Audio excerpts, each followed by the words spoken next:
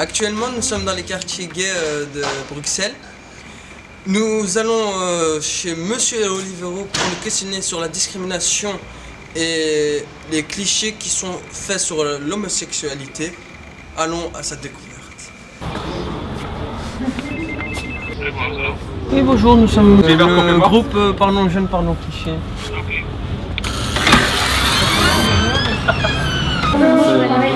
Bonjour, c'est moi Pauline. Bonjour Pauline, enchanté. Est-ce que vous avez fait un choix ou vous êtes né comme ça? Non, si j'avais pu choisir, je ne serais pas homosexuel, tu penses? Non, mais bien sûr que non, parce que c'est évidemment pas un choix. Si c'était un choix, ce serait très facile de changer. Parce que je choisirais d'être hétérosexuel, j'aurais aucun problème avec personne. Enfin, pour d'autres raisons peut-être, mais pas pour ça, et je serais tranquille tous les jours de ma vie. Là, il y a des gens qui naissent dans le monde entier homosexuels, ou qui se rendent compte qu'ils sont homosexuels tard. Nous, on s'occupe de réfugiés ici, par exemple, qui ont fui leur pays parce qu'ils sont homosexuels. Des Afghans, des Syriens, des Irakiens, des Camerounais, des Guinéens, des Sénégalais, des gens du monde entier. Et ces gens-là, ils sont homosexuels en Afghanistan, dans les montagnes afghanes. Ils n'ont jamais vu un occidental de leur vie, ils n'ont jamais vu une télévision de leur vie, ils n'ont jamais vu un homosexuel de leur vie, et ils sont homosexuels parce qu'ils sont comme ça, tu vois. Ils sont nés comme ça, et ils ont un ressentiment, ils sont attirés par les personnes du même sexe. Donc du coup, tu peux rien faire contre, tu peux pas le changer, tu peux pas le transformer, et tu peux pas le devenir, ou tu vois. Donc soit tu choisis de vivre ta vie et d'être honnête avec toi-même, soit tu te caches toute ta vie et tu es malheureux toute ta vie, pour faire plaisir aux autres. Ces gens-là sont comme ça. Qu'est-ce qu'on fait avec eux? On les tue, on les brûle, on les pend, on les met en prison? Ben non, c'est des êtres humains comme toi et moi, surtout comme moi, et il faut les vivre avec eux, quoi. C'est comme vivre avec plein de choses. Il y a plein de choses qui dérangent les gens qui n'aiment pas les gros, les gens qui n'aiment pas les petits. Et il va falloir qu'ils s'habituent à vivre avec des gens différents d'eux. Pour moi, c'est super important, c'est un peu mon travail ici, c'est que en fait, les gens ne se rendent compte pas, et c'est vraiment précisément pourquoi vous venez, parce que il y a 62% des Bruxellois qui sont nés à l'étranger ou qui ont un papa ou une maman qui est né à l'étranger. Il y a 15% des Bruxellois qui sont homo, plus ou moins, parce qu'il y a beaucoup de gens qui viennent de la campagne. Il y a 25% des Bruxellois qui sont musulmans. Il y a énormément de mélanges incroyables à Bruxelles. C'est unique au monde. C'est la ville où il y a plus d'immigration au monde après Dubaï. Donc nous, il faut absolument qu'on crée des ponts entre nous et qu'on arrête de vivre dans les quartiers où on ne se voit pas, où on ne se parle pas et où on ne sait pas ce qui se passe chez le voisin. C'est pour ça qu'ici à la Rainbow House, on essaie d'aller chercher aussi les assos musulmanes. On essaie d'aller les faire se rencontrer avec nous. On essaie de gérer les gens qui sont et musulmans et homo, parce qu'il y a beaucoup de gens qui sont comme ça, ou et juifs et homo.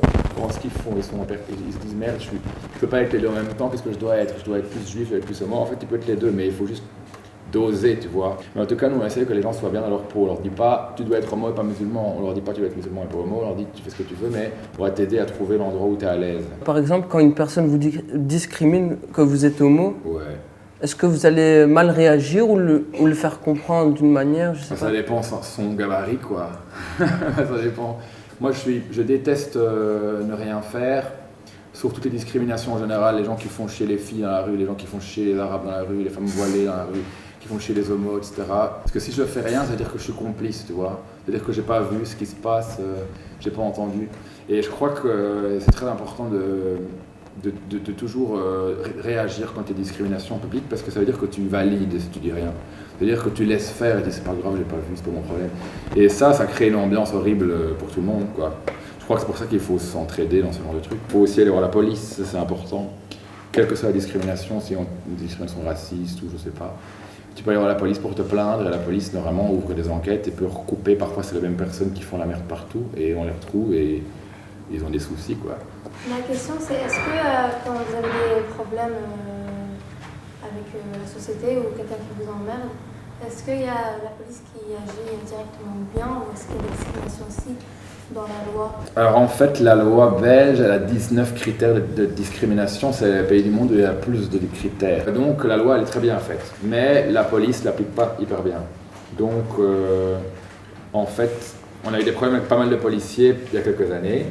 Et du coup, on a créé une formation pour la police maintenant que je donne moi aux policiers, où on leur apprend à être moins homophobe et où on leur apprend à... Et je vous jure qu'il y a du boulot. On leur apprend aussi à se rendre compte que tu peux être homo et très différent, quoi. Vieux, jeune, noir, blanc, toi. Donc tout ce truc-là. Et donc, il y a quand même encore des problèmes avec la police, qui est un milieu de beaucoup d'hommes assez machos. Et avec les femmes qui sont arrêtées ou avec les homos, il y a encore un peu des problèmes avec la police. Donc c'est pas encore résolu. Mais normalement, la police doit faire appliquer nos droits, ouais. La majorité des gens fréquentent des homos toute la journée, ils ne le savent pas. La majorité des gens fréquentent des musulmans toute la journée, ils ne le savent pas. Et ils se disent, en fait, non, moi j'ai un problème avec les musulmans. En fait, ton voisin est musulman, tu lui parles depuis des années, tu n'as jamais su qu'il était musulman. Et en fait, maintenant que tu le sais, ça te pose problème. Ou ton voisin est homo, et depuis des années, tu n'as jamais su. Et en fait, tu te rends compte qu'il a un mec. Oh putain, qu'est-ce qu'on fait avec lui? Et alors qu'en fait, c'est la même personne, il n'a pas changé.